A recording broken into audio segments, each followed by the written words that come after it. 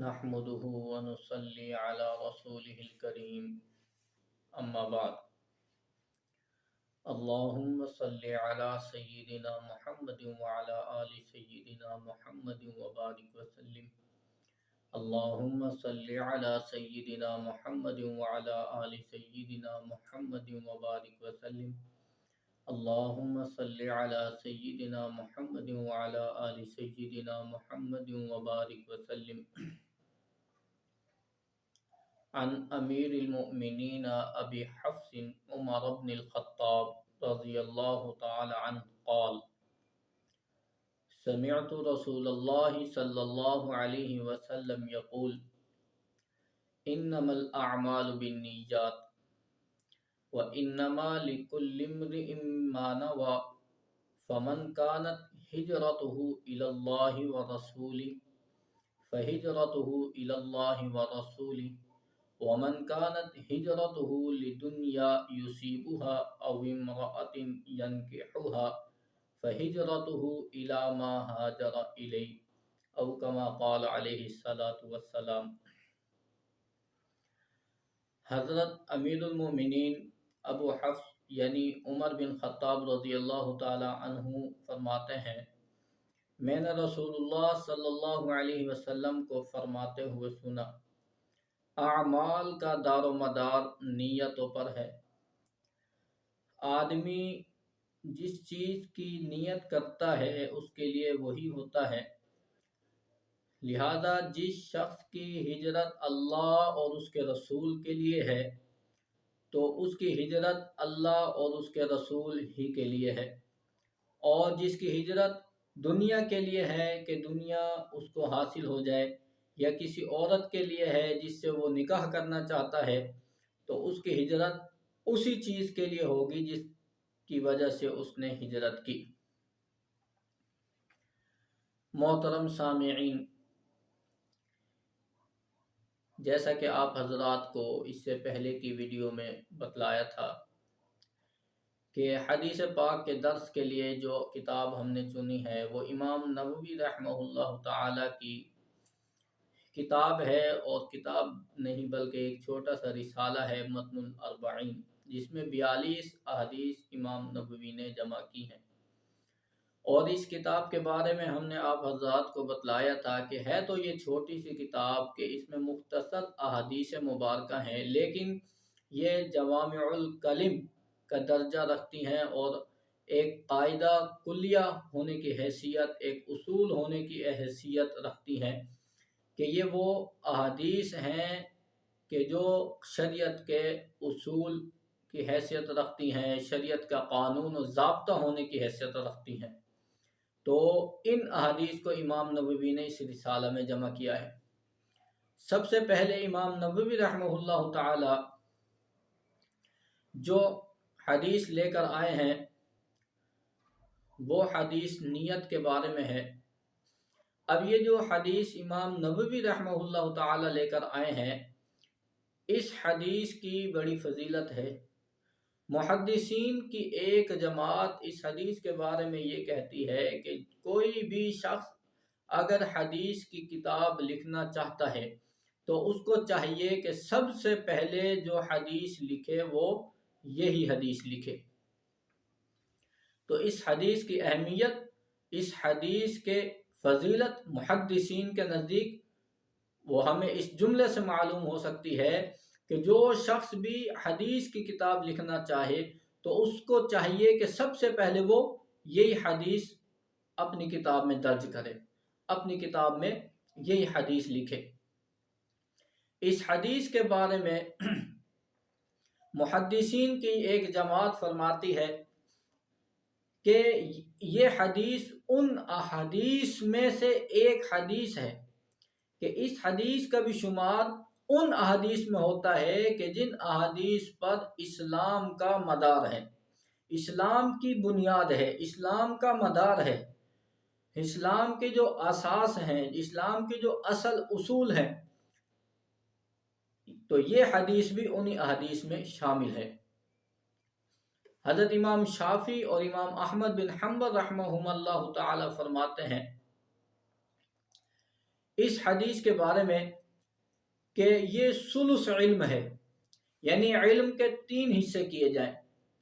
جو شریعت کے علوم ہیں، شریعت کا علوم ہم اندازہ لگائیں کہ شریعت کے علوم کا احاطہ کون کر سکتا ہے، تو سارے شریعت کے جتنا بھی علوم ہے سب کے 3 حصے کیے جائیں۔ 3 حصے کیے جائیں تو ان کے 2 حصوں چھوڑ کر ایک حصہ پورا وہ اس حدیث میں بیان کیا گیا ہے۔ 2 حصے چھوڑ کر ایک حصہ اس حدیث میں بیان کیا گیا ہے۔ حضرت امام بیہقی رحمہ اللہ تعالی فرماتے ہیں کہ علم کو حاصل کرنے کے جو اسباب ہیں، علم کو حاصل کرنے کے جو اسباب ہیں وہ 3 ہیں۔ علم کو حاصل کرنے کے اسباب 3 ہیں: زبان، اعضاء، نمبر 3 قلب۔ زبان، اعضاء اور دل۔ تو امام بیہقی رحمہ اللہ فرماتے ہیں کہ جو علم کو حاصل کرنے کے اسباب ہیں ان میں سے ایک سبب اس حدیث میں بیان کیا گیا ہے، یعنی نیت، کہ نیت درست ہونی چاہیے۔ اور محدثین کی ایک جماعت فرماتی ہے کہ اسلام کا ثلث وہ یہی حدیث ہے، اسلام کا ثلث وہ یہی حدیث ہے۔ تو ہمیں اس حدیث کی فضیلت محدثین کے نزدیک کیا ہے تو بخوبی معلوم ہو چکی ہے کہ محدثین کے نزدیک اس حدیث کی کتنی زیادہ اہمیت ہے، کہ اس حدیث کو علم کا ثلث کہا گیا، اسلام کا ثلث کہا گیا۔ اسلام کا مدار، اسلام کی بنیاد جن احادیث پر ہے تو یہ بھی حدیث ان احادیث میں سے ایک حدیث ہے، اس کا شمار بھی ان میں ہوتا ہے کہ اس کے اوپر بھی اسلام کی بنیاد ہے، اسلام کی یہ اساس ہے۔ تو اس حدیث میں جو بیان کیا گیا ہے اس کا خلاصہ تو یہ ہے کہ نیت، کہ انسان کی نیت درست ہونی چاہیے۔ نیت درست ہوگی تو اس کے معاملات باقی بھی درست ہوں گے، اس کو اجر و ثواب ملے گا۔ اگر نیت درست نہیں ہوگی تو اس کو اجر نہیں ملے گا۔ تو انما الاعمال بالنیات کے اعمال کا جو دار و مدار ہے وہ نیتوں پر ہے۔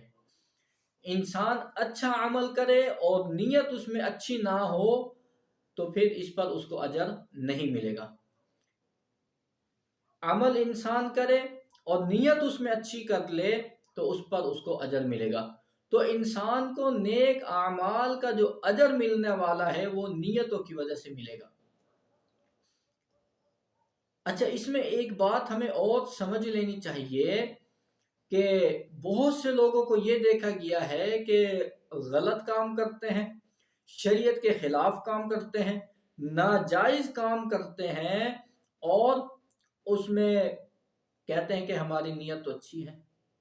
مثال کے طور پر ایک بندہ ڈاکہ مارتا ہے، چوری کرتا ہے، اور چوری کر رہا ہے، ڈاکہ مار رہا ہے اور کہ نیت یہ ہے، اور نیت کے علاوہ اس کا کام بھی یہ ہے کہ وہ یہاں سے ڈکیٹی مارتا ہے، چوری کرتا ہے اور پھر وہ لوگوں کو تقسیم کر دیتا ہے، غریب لوگوں میں تقسیم کرتا ہے، ان کی مدد کرتا ہے، ہیلپ کرتا ہے، غریب لوگوں کی جو بچیاں ہوتی ہیں ان کی شادی کرواتا ہے، کسی کو کام کاج نہیں ہوتا، روزی نہیں ہوتی، اس کی ہیلپ کر دیتا ہے، مدد کر دیتا ہے۔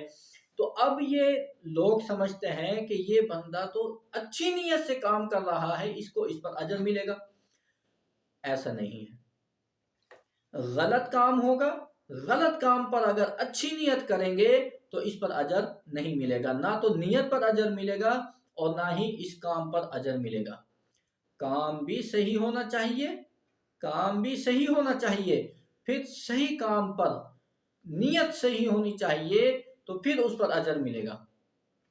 تو یہ ہمیں سمجھ لینی چاہیے بات، اور یہ لوگ اس میں غلطی میں پڑ چکے ہیں کہ کام غلط کر رہے ہوتے ہیں، اور یہ لوگ دیکھے ہیں کہ ایک چیز کا شریعت حکم نہیں دیتی، شریعت کی طرف سے اجازت نہیں ہے، شریعت منع کرتی ہے اس کام سے، لیکن وہ کام کر رہے ہوتے ہیں اور کہتے ہیں بھئی نیت اچھی ہے تو نیت اچھی، نیت پر جو ہے نا ہمیں اجر ملے گا، نیت اچھی ہونی چاہیے، بس ٹھیک ہے ہماری نیت ٹھیک ہے اس پر ہمیں اجر ملے گا۔ نہیں دوستوں، نہیں، ایسا ہرگز نہیں ہے۔ شریعت کے اصول ہیں، شریعت کے ضابطے ہیں، شریعت کا ایک قانون ہے۔ ایسا نہیں ہے کہ انسان گناہ کرے، اللہ کی نافرمانی کرے، اللہ کو ناراض کرے اور پھر اس پر کہے کہ بھی مجھے اس پر اجر ملے گا، مجھے اس پر ثواب ملے گا۔ نہیں، ایسا نہیں ہوگا۔ تو یہ بات ہمیں یہاں سمجھ لینی چاہیے کہ کوئی بھی بندہ نیک کام کرے، اچھا کام کرے، پھر اس پر نیت بھی اس کی خالص ہونی چاہیے، اچھی ہونی چاہیے، تو اس پر اس کو اجر ملے گا، ثواب ملے گا، عمل کا فائدہ ہوگا۔ لیکن اگر اس کی نیت غلط ہو، نیت ٹھیک نہ ہو، ریاکاری ہو، دکھلاوا ہو، اخلاص نہ ہو، کام بھلے اچھا کر رہا ہو، جیسے ایک بندہ نماز پڑھ رہا ہے لیکن ریاکاری کر رہا ہے، تہجد پڑھ رہا ہے، دکھلاوا کر رہا ہے، دوسرے اعمال کر رہا ہے، صدقہ کر رہا ہے اور خیرات کر رہا ہے، لوگوں کو دکھلاوا مقصود ہے، تو اس پر اس کو اجر نہیں ملے گا۔ لیکن غلط کام پر نیت صحیح ہو جائے اور اس پر اجر کی امید رکھی جائے تو دوستو یہ بہت خطرناک بات ہے۔ تو اس لیے اگر ہمارے اندر ایسی بات ہے، ہمارے دوستوں میں ایسی کوئی بات ہے، اگر ہم اپنے آس پاس دیکھتے ہیں ایسی بات، تو ہمیں باخبر کر دینا چاہیے ان کو کہ ایسی بات نہیں ہے، بلکہ یہ شریعت کے خلاف ہے،